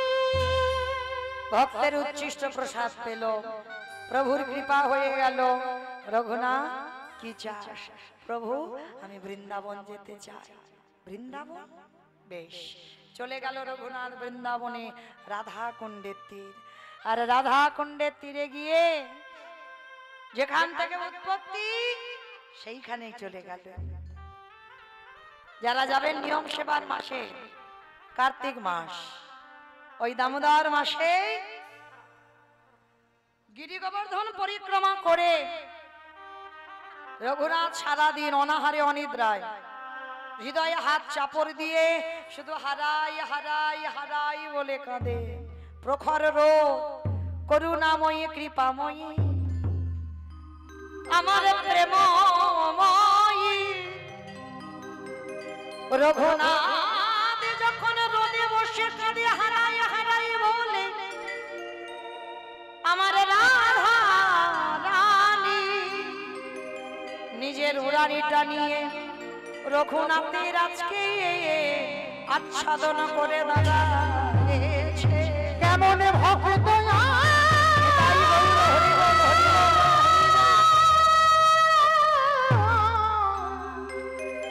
কেমন ভাব